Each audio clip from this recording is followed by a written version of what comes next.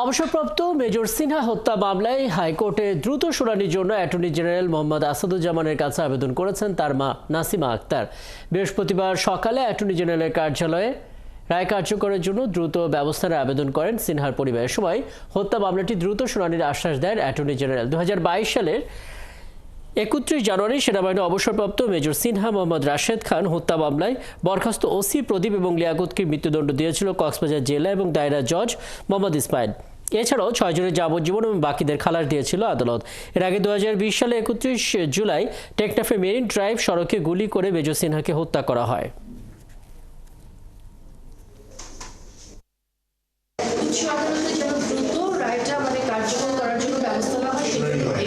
যত দ্রুত সময়ের মধ্যে সম্ভব এটা উনি চেষ্টা করবেন, যে ওনারা চেষ্টা করবেন যে এটাকে যাতে কার্যকর করা যায় এবং একটা দৃষ্টান্তমূলক ব্যবস্থা যেন দেশের মানুষজন দেখতে পারে, যেটা মানুষ প্রত্যাশা করে আছে।